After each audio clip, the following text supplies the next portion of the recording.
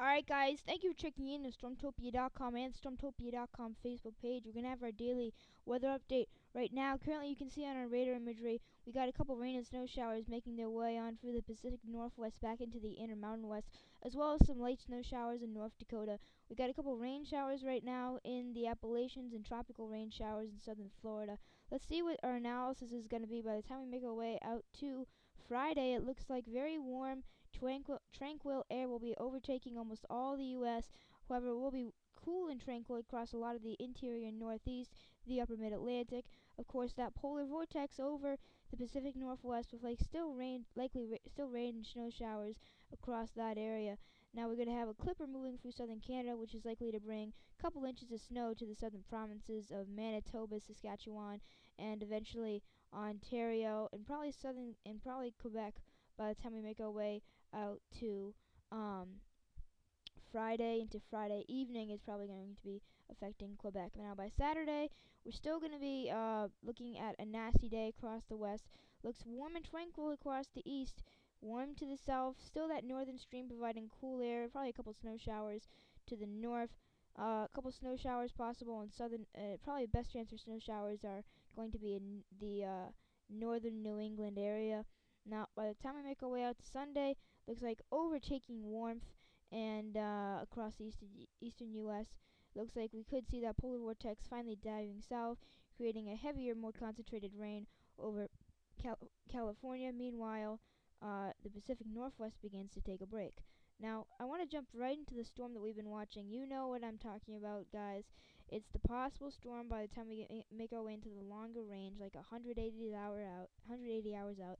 And I know when I started talking about it, it seemed like way too far out to discuss. But I still like to discuss weather happenings no matter how far out they are. No matter how far out they are. Especially when they're this far out and the models really don't agree. Now what I say is that you should really take the models for this event at this time with a grain of Thanksgiving salt. Get it? Because it's going to happen around Thanksgiving. That was actually from my local Taunton National Weather Service office. But anyway, here you can see it's on the GFS. Heavy rain making its way through the Ohio Valley. Low pressure center moves across the northern Appalachians. Very, very heavy snow. Northern Appalachians, interior northeast. Pretty flipped from what the models were showing yesterday. Take a look at the Euro. I'm not going to show you every model product known to man because right now almost none of them agree. It does have a really amplified trough tilt making its way into the eastern U.S. Of course, it strengthens that as the storm strengthens off the coast. And boy, it means like we're just going to continuing to see the return of the western ridge, it seems as though.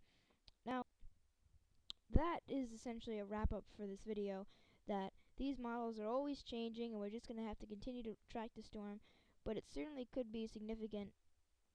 And just one last graphic I want to show you before I end this video is, I know we've been talking about the La Nina setting up for this winter quite a bit, and I know that's like set in stone now and you don't want to see a graphic explaining why it's a La Nina, but here's the current sea surface temp anomalies showing, man, is it cooler than average across the waters northwest of upper South America. And a lot of folks are saying that the Atlantic is really cooling down after record sea surface temps. And you know, when we see these East Coast storms, these sea surface temps like to warm it up to rain, especially because of the Gulf Stream, etc. But we're looking at these temps. Some folks think they're really cooling down. It doesn't matter that we had a really warm summer, but the anomalies are still above average across a lot of the Atlantic. So we're just gonna have to see how much this pattern really does change. That's it for now, guys. Thanks for checking in on Stormtopia.com and the Stormtopia.com Facebook page. We're going to have our daily weather update. No. I hope you enjoyed this video. Please spread the word about our website and have a great day.